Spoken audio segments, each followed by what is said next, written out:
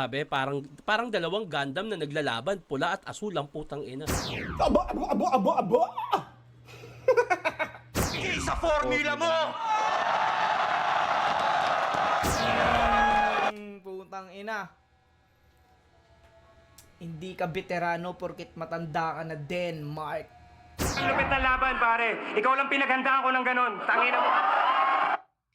So yun, siya na yung pinaganda ako ng ganun so far sa mga nakalabang ko nung time na to. Nandiyan ang malulupit sa entablado, naglalaban, siklab ng bawat sagot sa isip mo'y naglalakbay. Bars na parang balisong, tagos hanggang buto. Pag nagributal, akala mo'y suntok ng bagyo. Binatel ko yan, 2 postiso magagawa. Ano? Ngipin mo na naman, bakit galit ka na? Malamang titirahin ko pa rin malaki yan, bakit lumiit na ba? Hindi porket 10-1 ka, mananalo ka na. Gago ka ba? Lahat ng nakalaban mo, bagong salta.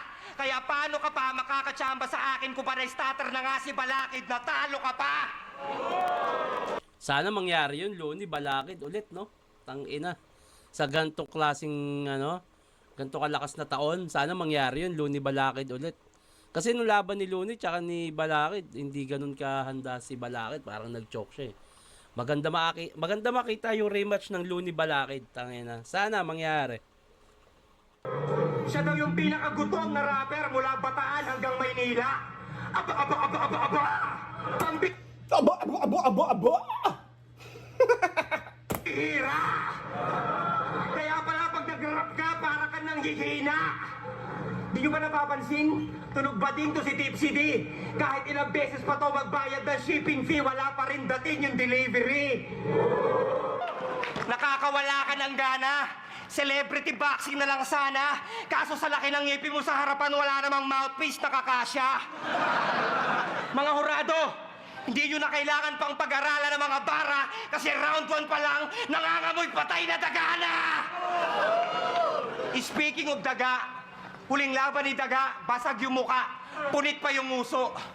Pero panalo pa rin si Ratatouille kasi nga ang lupit magluto! Di ba nag-choke ka kay J. King? Biglang na blanco ang kanyang utak. Hindi na ako magugulat. Mahirap talagang magkabisado pag may ibang tao kang taga-sulat. Tapos di ba marunong mag-freestyle? Kaya nagpapaka-friendly itong bobo na to.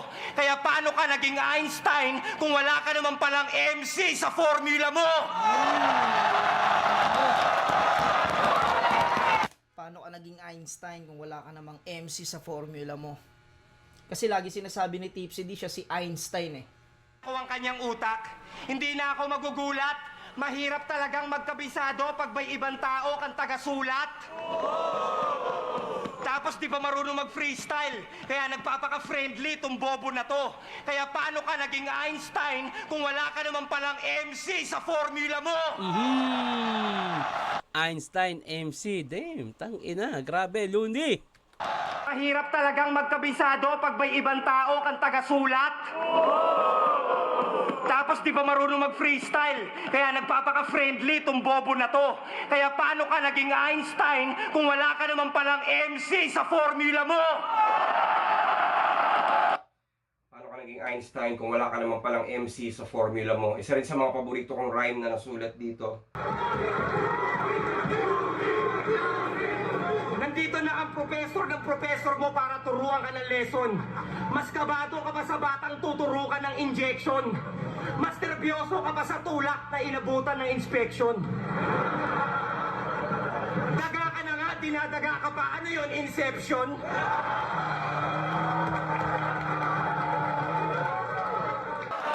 Huwag mo nang pagkasyahin yung mga bars. Inception. Ayun yung sinabi ni Looney na parang sa panaginip mo, nananaginip ka pa. Alam mo yung parang doble. Sa panaginip, parang nananaginip ka rin. Huwag mo nang pagkasyahin yung mga bars mo. Masyado ng stretch, Mark. Kaya wala kang tumatatak na linya na parang stretch, Mark. Hindi ikaw ang pamantayan, umupo ka na lang sa bench, Mark. Dahil hindi ka veterano porket matanda ka na din, Mark!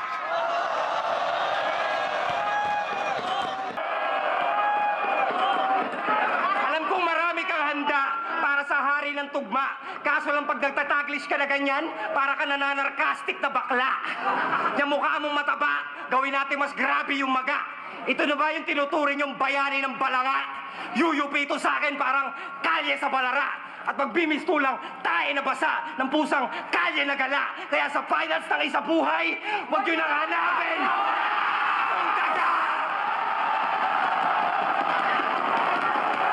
So yun, yung catchphrase niya yun, wag yun ang hanapin tong wala. Sa finals ng isa buhay, wag yun ang hanapin tong wala. Dito ginawa ko, sa finals ng isa buhay, wag yun ang hanapin tong daga.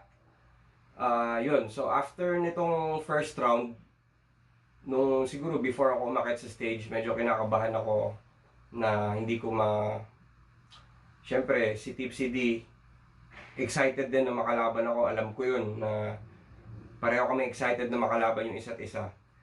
So, nag-worry din ako sa laman nung nung baon niya na baka hindi ko matapatan o baka hindi enough yung ginawa kong preparation. Pero after nitong round 1, parang naramdaman ko na ako na yung predator, hindi na ako yung prey.